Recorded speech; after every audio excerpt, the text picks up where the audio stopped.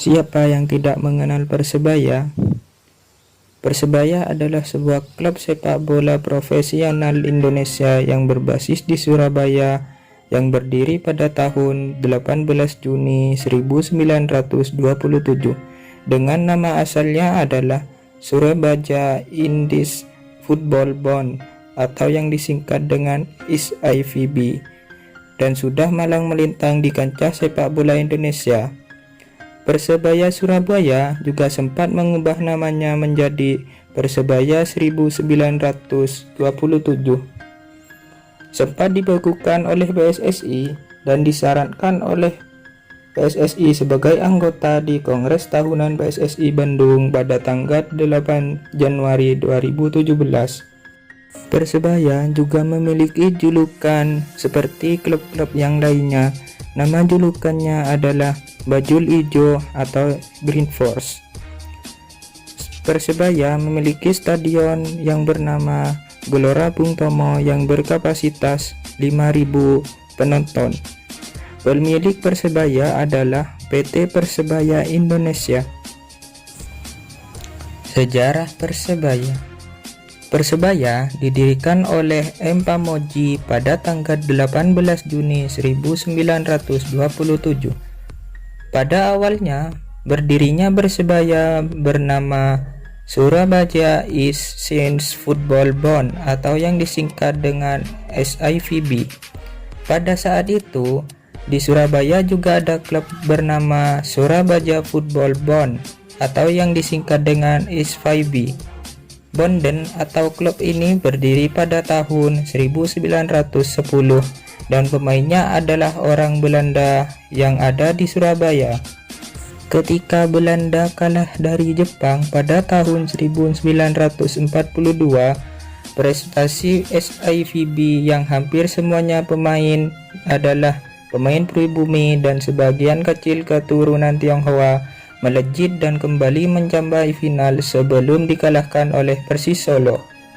Akhirnya, pada tahun 1943, SIFB berganti nama menjadi Persibaya atau Persatuan Sepak Bola Indonesia Surabaya. Pada era ini, Persibaya diketuai oleh Dr. Soewandi.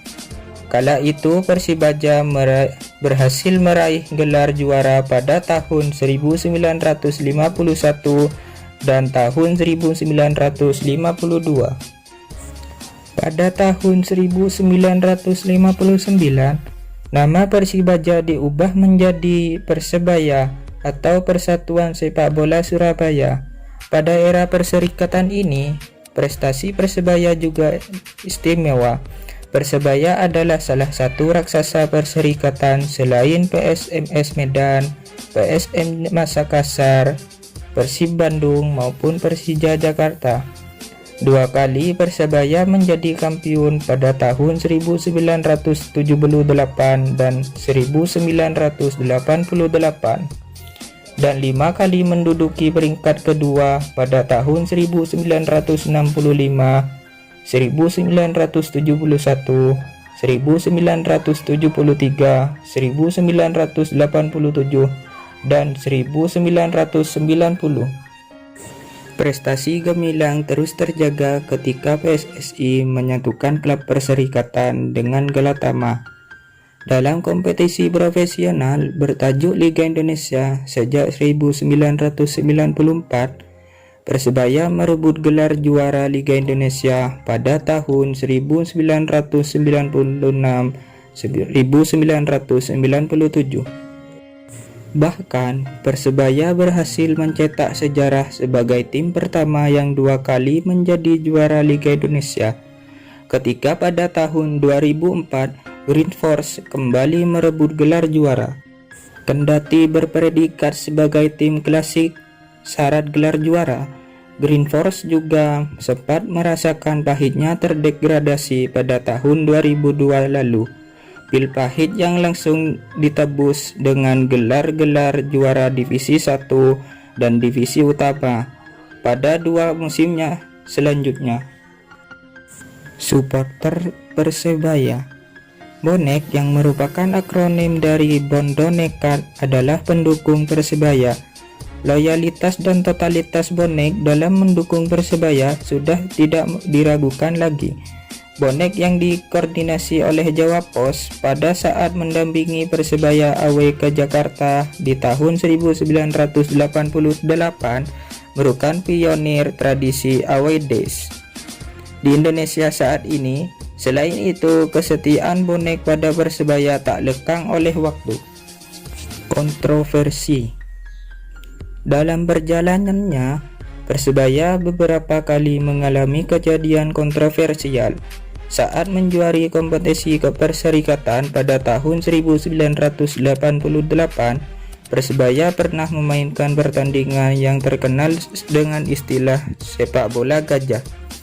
Karena mengalah kepada Persipura dengan skor 0-12 untuk menyingkirkan saingan mereka PSSIS Semarang yang pada tahun sebelumnya memupuskan impian Persebaya di final kompetisi perserikatan. Taktik ini setidaknya membawa hasil dan Persebaya berhasil menjadi juara perserikatan tahun 1988 dengan mengalahkan Persija 3-2 di final.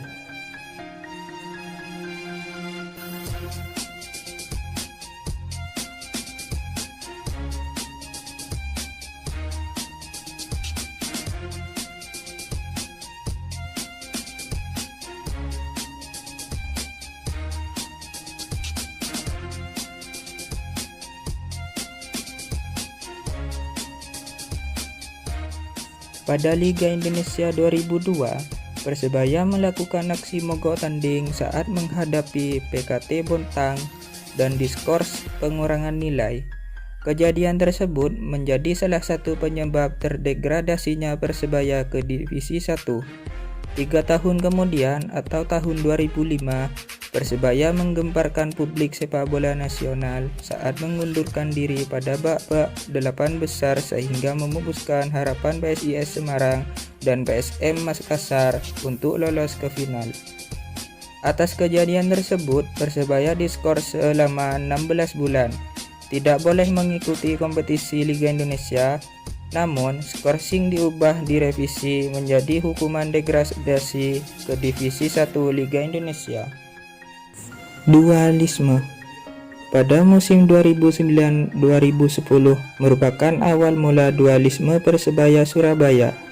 Persebaya Surabaya atau PT Persebaya Indonesia mengalami degradasi ke divisi utama akibat dipaksa melakukan pertandingan ulang sebanyak 3 kali melawan Persik Kediri dengan tempat yang berbeda, yaitu di Kediri, Yogyakarta, dan Palembang. Pada pertandingan ulang ketiga, pihak Persebaya menolak melakukan pertandingan ulang. Pihak manajemen tidak terima dan tidak mau ikut divisi utama, kemudian mengikuti liga ilegal yang bernama Liga Primer Indonesia. Dari sebelumnya bernama Persebaya Surabaya atau PT Surabaya Indonesia diubah menjadi Persebaya 1927 atau PT Persebaya Indonesia. Memanfaatkan slot Persebaya di divisi utama musim selanjutnya, Wisnu Wardana mengambil alih Persikubar atau Kutai Barat dan mendaftarkan dirinya sebagai Persebaya untuk mengikuti kompetisi divisi utama. Walaupun menyandang nama resmi Persebaya, tim bentukan Wisnu Wardana tersebut tidak terlalu mendapat tempat di hati bonek atau supporter Surabaya. Mereka lebih setia untuk mendukung Persebaya asli yang terpaksa mengganti nama mereka menjadi Persebaya 1927 akibat dualisme kompetisi. Dan LPI tidak diakui sebagai kompetisi resmi PSSI. Persikubar Kutai Barat yang diambil Wisnu Wardana dan diubah nama menjadi Persebaya Surabaya yang kini menjadi nama Bayangkara FC untuk bisa mengikuti Liga Indonesia, kemudian berhasil promosi kembali ke Liga Super Indonesia pada musim 2014. Kemudian pada musim 2015, sayangnya Liga diberhentikan setelah tidak diakui oleh pemerintah dan kemudian Indonesia dibanet oleh FIFA. Pada musim 2015, Persebaya 1927 atau PT Persebaya Indonesia memenangkan gugatan hak paten nama dan logo Persebaya, sehingga secara otomatis legalitas Persebaya Surabaya adalah di bawah PT Persebaya Indonesia. Hal ini mengakibatkan Persebaya Surabaya versi Wisnuwardana harus mengubah nama menjadi Bonek FC. Setahun kemudian, Bonek FC kembali mengubah nama menjadi Surabaya United atas desakan Bonek yang tidak mau namanya dipakai untuk klub yang dipakai mempresentasikan mereka. Bonek setia mendukung Persebaya 1927. Sekian yang bisa saya sampaikan tentang sejarah Bonek Mania dan sejarah awal mula berdirinya Persebaya Surabaya. Jangan lupa like, comment, and subscribe agar saya bisa bersemangat membuat video yang bermanfaat yang lainnya.